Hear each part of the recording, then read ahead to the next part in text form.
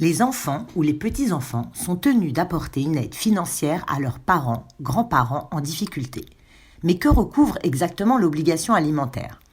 L'article 205 du Code civil indique que les enfants doivent des aliments à leur père et mère ou autres ascendants qui sont dans le besoin. Il faut entendre par alimentaire tout ce qui est nécessaire à la vie courante, l'hébergement, la nourriture, les vêtements ou encore les soins médicaux.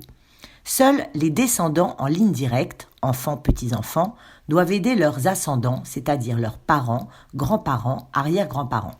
Cette obligation n'incombe pas aux parents collatéraux, tel un frère envers sa sœur par exemple.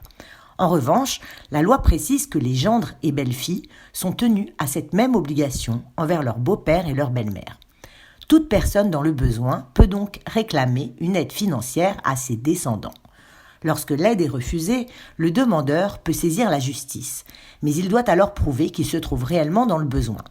Parfois, ce sont les enfants qui se tournent vers la justice s'ils ne parviennent pas à se mettre d'accord sur la contribution financière de chacun.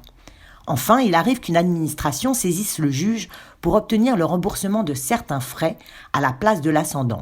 C'est le cas notamment des hôpitaux publics qui peuvent demander à des descendants le remboursement des frais engagés pour soigner une personne âgée malade. C'est le juge aux affaires familiales du tribunal de grande instance qui vérifie si le parent est réellement dans le besoin et détermine le montant de l'aide financière. Cette aide doit être proportionnée aux besoins du demandeur et aux ressources du ou des débiteurs. Il n'existe officiellement aucun barème pour fixer le montant de la pension alimentaire. Si le débiteur est incapable de payer car ses ressources sont insuffisantes, le juge peut ordonner qu'elle fournisse une aide en nature, en hébergeant par exemple son ascendant. Il est cependant possible d'être exempté de cette obligation alimentaire si le parent a manqué gravement à ses obligations envers l'enfant. Ce manquement n'est pas défini précisément par la loi, mais apprécié au cas par cas par les juges. Ainsi, un père qui a nié la paternité de son enfant ne peut exiger de lui le versement d'une pension.